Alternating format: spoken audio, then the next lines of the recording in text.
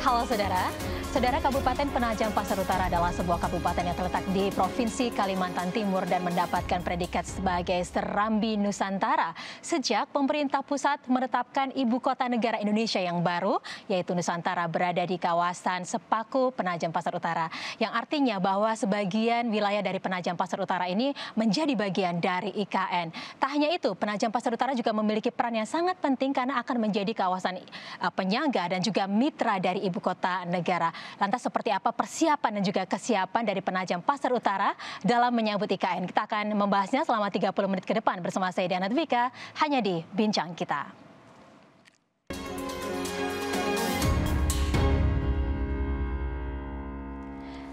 Baik, untuk membahasnya saat ini saya sudah bersama dengan penjabat Bupati Penajam Pasar Utara, Bapak Makmur Marbun. Bapak, terima kasih banyak sudah terbang jauh-jauh dari Kalimantan Timur ke studio Kompas TV. Apa kabar? Baik.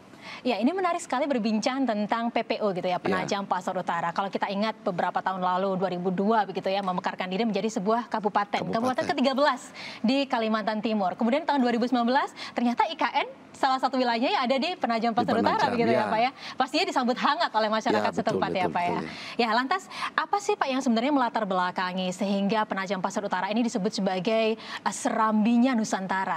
Yang pertama, kalau kita lihat sekarang hadirnya ibu kota negara. Iya. Ada di Undang-Undang nomor 3 2022, ibu kota negara ada di Kabupaten Penajam Pasar Utara. Tentunya kabupaten ini kan dimekarkan tahun 22 tahun yang lalu. Iya. Nah, ternyata sekarang dia memekarkan ada satu ibu kota negara di dalam. Nah, oleh karena itu supaya memang kabupaten ini lebih dikenal, tentunya kan dari budaya, dari adat istiadatnya, sumber dayanya, sehingga kita mencoba mencari tagline. Tagline-nya apa? Begitu bicara kabupaten ini sebelum masuk ke ibu kota negara ini ada namanya Serambi Nusantara. Serambi berarti di depan. Nah, Serambi di depan. Nah, Serambi di depan sehingga tentunya kabupaten ini nanti bersama-sama dengan ibu kota negara akan bersama-sama maju. Masyarakatnya, budayanya, tentunya. Karena kenapa? Tidak mungkin ibu kota negara jalan tanpa penyangga utama itu tidak maju. Tidak mungkin itu. Secara otomatis. Sekarang contoh. Jalan. Bandara. Artinya dengan adanya ibu kota negara tentunya di sekitar kami penyangga utama nih. Membuat ya kabupaten kami itu ya Serambi Nusantara itu lebih dikenal semua. 1 tahun terakhir ini hampir dunia mungkin ya dan seluruh Indonesia memperbincangkan Penajam Pasar Utara. Jadi kalau mereka datang ke IKN ya mereka masuk dulu di mana itu di PPU. Karena zonasi daripada lokasi dari ibu kota negara itu persis satu kecamatan yang dari 4 kecamatan itu ada di sana. Baik. Jadi masyarakatnya juga, seluruh masih aktivitasnya juga sampai saat ini juga masih menjadi tanggung jawab Kabupaten Penajam Pasar Utara. Iya, kalau kita ingat salah satu alasan kenapa ibu kota negara Nusantara begitu ya ada di Penajam Pasar Utara memang karena berada di titik tengah begitu ya Pak ya. Sehingga titik nolnya kalau tidak salah begitu ya, ini ada di Sepaku begitu betul, ya. Betul. Iya. Nah, lantas ini pastinya pembangunan saat ini juga tengah berjalan baik di IKN dan juga di PPU sendiri. Untuk infrastrukturnya Pak, untuk membuka akses moda transportasinya seperti apa? Saya ini kadang-kadang kalau melihat perkembangannya ya hari per hari, karena contoh sekarang di sana sudah ada hotel bintang 5 loh.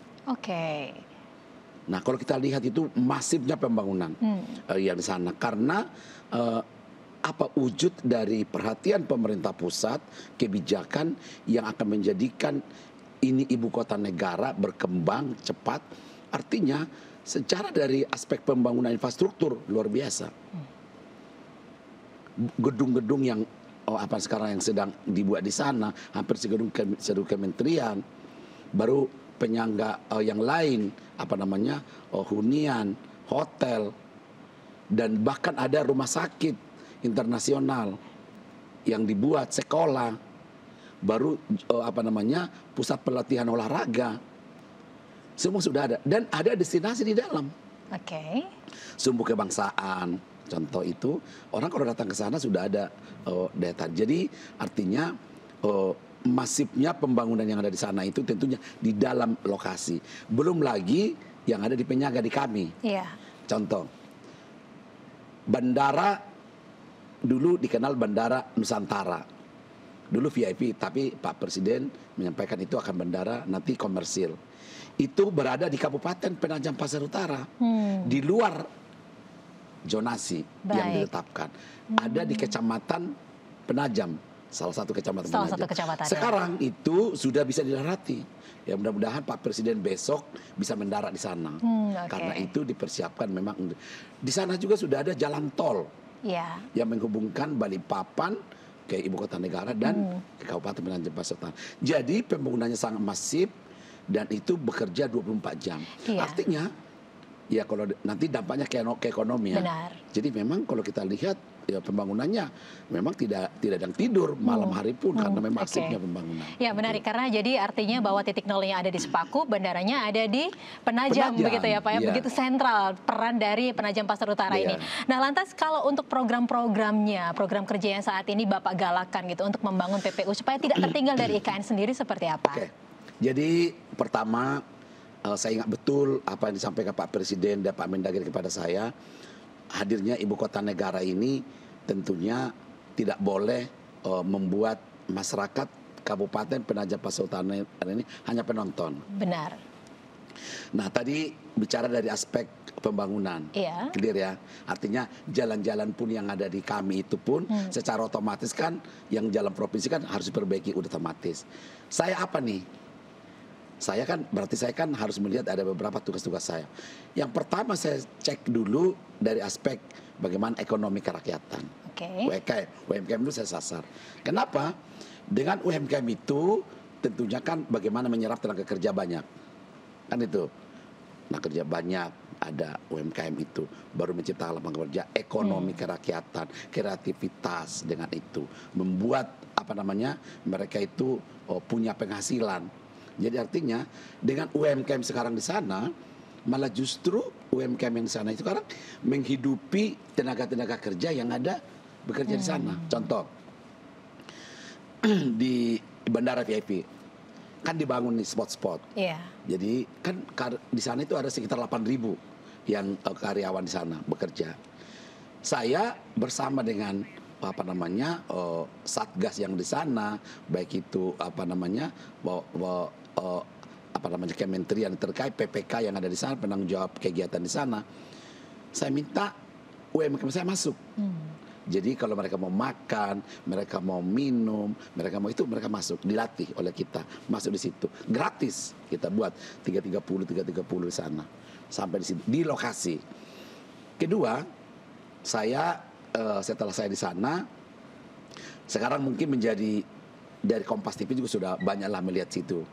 Ada destinasi alun-alun saya buat di sana menjadi pentas seni dan UMKM setiap malam minggu. Di situ saya minta ada lokasi kita buat di situ alun-alun itu. Saya buat di setiap malam minggu ada pertunjukan seni, tari dan budaya yang dikelola yang dari masyarakat sendiri. Dipertontonkan di sana. Di sekitar itu ada UMKM kita buat. UMKM kita tangani langsung. Tidak ada tidak ada kontribusi ini, tidak ada pembebanan. Air, listrik, semuanya disubsidi ya Pak ya. Semua kita buat. Baik. Kita akan lanjutkan lagi Pak nanti apa saja program-program yang saat ini tengah dijalankan ya Pak ya untuk memajukan PPU. Kita akan bahas di segmen selanjutnya dan saudara jangan kemana-mana karena bincang kita akan segera kembali sesaat lagi. Tetaplah bersama kami.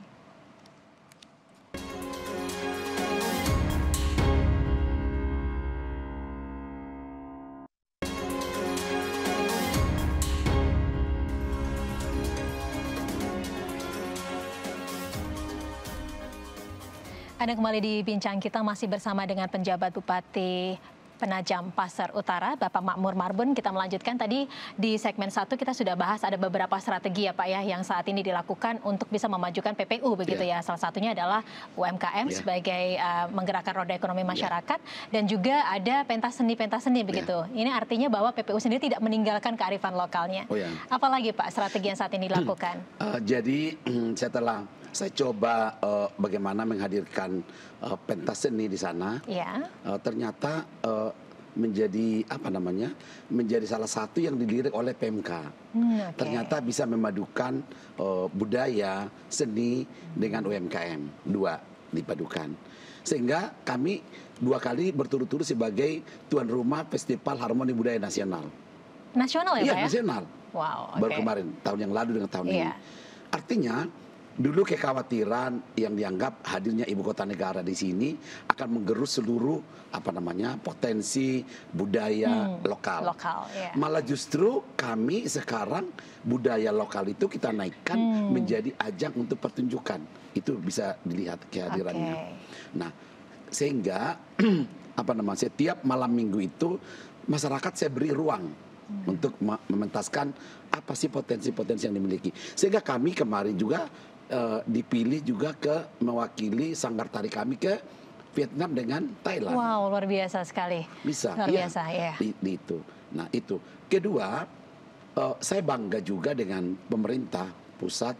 Setiap groundbreaking yang dilakukan oleh presiden ataupun siapapun di sana, seluruh menampilkan budaya lokal, tarian lokal, pembuka. Jadi menurut saya sudah sangat tepat bahwa presiden pemerintah betul menjaga betul kearifan lokal itu yang dulu dianggapnya kalau datang hilang semua. Enggak, itu. Kedua, dari aspek yang lain tadi disampaikan bagaimana hadirnya UMKM untuk kesejahteraan masyarakat.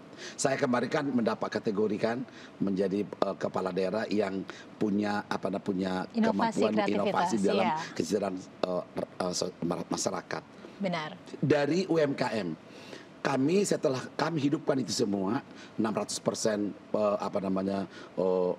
perkembangannya dan hunian-hunian hotel di kami itu setelah saya di sana itu 125% okupasinya. Dan tingkat orang datang karena selama ini kan kayak di Balikpapan kan nggak ada lagi pentas seni, kan sudah ke kota di sana. Jadi kami buat di situ, betul-betul setiap malam minggu itu kita buat masing-masing perangkat daerah itu bertanggung jawab. Nah itulah, jadi pergerakan uang malam minggu itu di sana itu di dalam UMKM itu bisa sampai 100-200 juta per malam ya Pak ya. Dan itu semua itu UMKM yang saya didik dan itu pakai seluruh paket teknologi QRIS semua. Iya, dan memang kalau kita menyadari ya Pak, memang UMKM ini adalah salah satu roda penggerak ekonomi nasional gitu ya. Dan kalau kita melihat memang ini adalah salah satu keberhasilan dari kinerja PPU gitu ya. Bahwa kalau kita bandingkan dengan perekonomian nasional itu hanya meningkat kurang lebih 5,05 begitu. Kalau di sana sampai bahkan 15% ya Pak ya, kemajuan ekonominya. Ya. Apa yang mempengaruhi? Kebetulan kan mempengaruhi itu karena di sana ada tadi saya bilang kan bandara VIP. Bandara yang dibangun itu masih dengan jalan tol. Kan di situ kan banyak sekali. Itu yang membuat itu menjadi naiknya kan cepat karena jumlah penduduk yang bekerja di sana tingkat ini yang membuat. Tetapi menurut saya bukannya saya kurang bergembira, harusnya sebenarnya kenaikan itu kan bisa merata dirasakan masyarakat. Tapi oke lah, artinya kami melihat dengan hadirnya ibu kota negara dan seluruh aktivitas yang ada di sana mengangkat perekonomian UMKM kita semua ini. Jadi sekarang di sana itu kan hampir seluruh masyarakat itu membuat nasi goreng, semua kan datang. Bayangin aja ada sekitar sekarang 30.000 lebih tenaga kerja, semua kan makan. Nah itu dibuat di sana sehingga itu salah satu yang saya lirik dulu sehingga memajukan seluruh UMKM itu dan ada pendampingan terus, ada pelatihan untuk UMKM itu. Jadi UMKM tidak disuruh, kita latih dengan itu, kita berikan dengan itu supaya mereka tuh bisa kreativitas ada. Baik, itu salah satu kunci untuk pertumbuhan ekonominya begitu ya Pak. Tapi kalau kita melihat Pak, beberapa waktu yang lalu Menteri PMK juga menyampaikan, tadi Bapak juga menyampaikan jangan sampai masyarakat ini PPU hanya menjadi penonton, jangan sampai tersingkir begitu dengan adanya IKN. Salah satu kuncinya adalah SDM itu sendiri. Nah, kiatnya seperti apa untuk membangun SDM di sana Pak? Jadi ini menarik nih. PPU ini sebenarnya kalau kita lihat dulu, karena itu kan di sana kan ada menjanjikan dari aspek kekayaan alam. Ada di sana tuh migas, gas, tambang, perkebunan. Pertanian juga Pertanian ya Pak juga. ya? Okay. Jadi di situ. Jadi orang dulu di sana itu menganggap kalau cari uang 100.000 gampang. Datang ke sana selesai. Jadi putus sekolah tinggi. Oke. Nah, saya datang, saya sampaikan bahwa ini berubah. Karena tanah kita, tanah PPU itu dari 330.000 kilometer berkurang hampir 100.000. Udah berkurang. Berarti kandungan yang dari sana tidak bisa lagi dipakai semua, dan itu akan habis. Nah sekarang kita lihat sana. Sehingga kemarin saya lihat itu dari jumlahnya itu, sehingga sekarang saya punya program terkait dengan satu lulusan SMA SMK. Saya masuk ke vokasi, ke pelatihan semua. Yang punya sertifikasi, supaya mereka lulus dari sana masuk ke IKN. Kedua, sekarang mahasiswa SMA SMK yang akan masuk, saya tawarkan beasiswa dengan perguruan tinggi gratis dari semester pertama sampai akhir. Kalau tidak, kami nanti ketinggalan. Nah itu dari pendekatan sumber daya manusia, sehingga alokasi anggaran yang kita buat sekarang ke sana sangat tinggi. Contoh, seluruh sekolah gratis pakaian, sepatu, semua. Guru-guru dapat laptop, supaya bahan ngajar. Karena kan pakai teknologi, nggak bisa. Jadi sehingga tidak ada pembebanan memberatkan mereka untuk sekolah. Tidak ada alasan. Nah persoalannya satu memang di sana sekarang, yang bagi daerah yang jauh SMA-nya itu yang repot, sehingga kami nanti akan berencana membuat boarding schools. Jadi sehingga mereka yang kan ada laut itu, kayak di Pantai Lango masuk ke sini itu kan minimal dia pakai speed, pakai ini, kosnya kan besar. Itu menjadi tugas pemerintah membuat nanti kalau kita buka di sana juga SMA, kewenangan provinsi juga tidak mungkin. Nah masuk ke sini, tetapi di sini nggak ada. Makanya kemarin saya dorong pihak-pihak swasta membuat sekolah boarding school, supaya masyarakat yang ada di sana itu bisa tertangani. Kalau tidak, kosnya kan besar. Benar sekali. Itu satu tantangan sangat besar. Dan ini satu hal juga yang saya cermati, bahwa Bapak juga menjalin kerjasama dengan berbagai universitas untuk memajukan SDM di sana. Ya, dan kita yang pastinya ketika kita berbicara tentang PPU, satu hal lagi yang tidak boleh kita lupakan adalah peluang investasinya di sana, Pak. Kita akan bahas di segmen selanjutnya. Dan saudara jangan kemana-mana, karena bincang kita akan segera kembali sesaat lagi. Tetaplah bersama kami.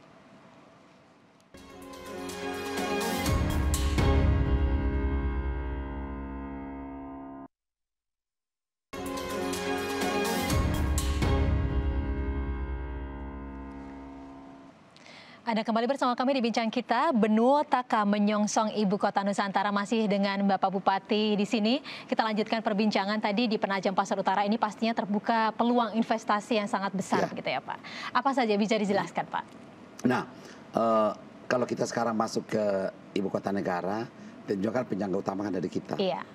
Nah sekarang nanti pengaturan hidup berdiam di Ibu Kota Negara ada aturan. Umpamanya contoh, harus memakai rumahnya kan vertikal. Di kita kan. Nah, oleh karena itu kami sudah menyiapkan sekarang zona, ya artinya penyangga ini semua dalam RT RW kita. Mau dibawa kemana? Kita sudah buat ini untuk hunian komersil. Ini untuk nanti sentra industri. Ini pelabuhan. Ini jadi sehingga nanti ke depan harapan kita penyangga ini, kabupaten ini, kami mendapat yang positif. Nah sehingga nanti rencana kita mencoba untuk mengembangkan ini semua, karena dari Ibu Kota Negara ke kami itu kan ya tinggal 15 menit. Cukup dekat ya Pak ya. Ada tol segala macam, sehingga kita buat. Jadi untuk investasi itu di bidang umpamanya di bidang retail, dengan itu masuk lagi ke pertanian. Pertanian itu kami menjanjikan ada 15.000 hektar pertanian di sana. Nah ini penyumbang nanti untuk pangan ke IKN. Kita buat. Nah sedangkan sekarang saya lagi mengembangkan smart farming di sana. Smart farming dengan Korea, kemarin kita coba duduk membuat itu, sehingga kebutuhan sandang pangan, terutama untuk kebutuhan pangan di sana, sayur itu bisa disupport dari kita. Nah itu peluangnya. Masuk lagi dari perikanan. Perikanan kami sangat luas, ada 2.500 nelayan. Nah ikan yang akan kita coba, ikan di sana, ikan air tawar, ikan air laut, dan udang kepiting paling menjanjikan di sana. Nah ini yang sedang kita galakkan nanti, bagaimana mereka ini nanti betul-betul bisa bersama-sama menjadi penyumbang untuk masuk ke IKN. Tapi fasilitas-fasilitas seperti TPI, kemudian cold storage, semuanya juga sudah tersedia di sana, Pak? Atau masih membutuhkan? Saya sudah bersama dengan Kementerian KKP, sudah melakukan kajian, akan membuat malah kampung nelayan modern. Ada TPI di sana, cold storage di sini. 2025 akan mereka bangun. Kedua, untuk masalah pertanian, kami sudah ini dengan Kementerian PUPR akan mengembangkan bendungan Gerak Talake untuk mengairi sawah nanti di sana. Artinya ini fase ini kalau sudah dilewati, dijalani, tentunya ibu kota kabupaten PPU itu menjadi penyumbang utama untuk kebutuhan regional. Jadi artinya semua harus bergerak semua di sana. Nah belum lagi nanti begitu orang datang ke sana, tentunya saya beli ikan kan ke kita dulu.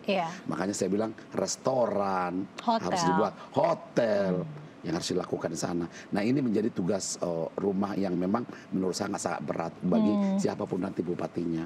Itu menjadi tugas rumah yang sangat berat. Iya, kalau sekarang investasi bocorannya ini sudah masuk apa saja Pak? Investasi itu kan biasanya investasi kan melihat dulu ya, karena kebetulan RT RW kami itu kan belum final ya. Tapi sudah mengarah selesai, sehingga yang di sana itu banyak bikin perusahaan itu. Tapi kadang-kadang kalau dari luar itu kan minta tanahnya kan berapa ribu hektar. Cukup besar ya Pak ya? Besar. Nah kedua, di bidang pembangunan perumahan komersil itu banyak yang minta sekarang sedang masuk di sana. Baru terakhir kemarin masuk di bidang di bidang sebenarnya sawit dengan itu ada. Tapi sekarang itu ada di sana sekarang di bidang gas. Indosino ada gas dengan kan sumber gasnya kan besar di sana. Iya. Ketika akhirnya PPU ini bertumbuh, satu hal yang juga tidak bisa dinafikan adalah layanan dasar, yaitu kesehatan ya Pak ya. Dan juga seberapa Bapak optimis bisa menurunkan kemiskinan ekstrim yang ada di sana Pak?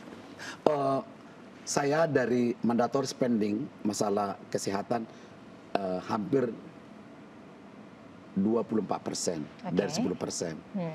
Dan pemeliharaan kesehatan BPJS Kesehatan Kabupaten lain 100%, saya 104%. Wow, Itu satu. Kemiskinan ekstrim waktu saya datang kemarin itu sekarang 0%. 0%. Tidak 0%, kemiskinan ekstrim. Karena kenapa? Kita buat. Sehingga saya lakukan BPJS Tenaga Kerja. Jadi BPJS Tenaga Kerja tenaga kerja yang rentan-rentan itu saya masukkan BPJS Tenaga Kerja kalau terjadi apa-apa. Kedua, tukang batu, tukang itu saya sertifikasikan mereka. Untuk mereka punya sertifikasi. Sehingga kalau mereka dipekerjakan, dia punya income-nya kan sudah berbeda. Cara-cara itu yang saya lakukan untuk mereka supaya artinya itu tadi kemiskinan ekstrim tidak ada. Jadi yang sekarang contoh BPJS Tenaga Kerja, waktu saya datang 5.000, sekarang hampir 15.000 sampai 25.000. Kenapa? Kalau terjadi apa-apa kepada mereka, ini artinya kan dia sudah ada mengcover. Yang selama ini kan begitu terjadi apa-apa, dia itu keluarganya menjadi sengsara. Nah itu yang saya buat. Luar biasa sekali, bahkan kemiskinan ekstrim sudah nol di sana gitu ya Pak ya. Kira-kira apa Pak yang menjadi harapan Bapak ke depan dan apa mungkin yang ingin disampaikan kepada masyarakat Penajam Pasar Utara Pak? Ya masyarakat Penajam Pasar Utara, Anda bermimpi, kita bermimpi bersama-sama. 1 tahun kita membenahinya, mungkin Bapak dan Ibu sudah melihat apa yang sudah kita kerjakan bersama-sama. Saya tidak ada apa-apanya, tetapi kita bersama-sama mencoba hadir bersama-sama dengan saya, dengan masyarakat. Karena saya dengan masyarakat setiap hari menyapa mereka, pagi, subuh menyapa mereka. Dan mereka sangat percaya dengan saya. Kita hadirnya Ibu Kota Negara menjanjikan sesuatu yang positif bagi kita, ingat, tetapi kalian harus berusaha, tidak boleh menjadi penonton, menjadi pelaku hadirnya Ibu Kota Negara. Anak-anakku sekalian, generasi muda, ingat belajar disiplin, ingat kita menjadi Ibu Kota Negara dan kita harus menjadi pelaku yang ada di Ibu Kota Negara. Iya, ini luar biasa sekali ya Pak ya, karena memang nanti di situ akan menjadi pusat pertumbuhan ekonomi nasional, gravitasi ekonomi akan ada di IKN, dan salah satunya yang pastinya diharapkan juga untuk maju adalah PPU ya Pak, Penajam Pasar Utara. Baik, terima kasih banyak Bupati Penajam Pasar Utara Bapak Makmur Marbun sudah bergabung bersama Kompas TV. Semoga semua program-programnya berjalan dengan lancar. Sukses Pak, ikut maju seiring dengan majunya IKN ya Pak ya. Terima kasih banyak, sehat dan sukses selalu.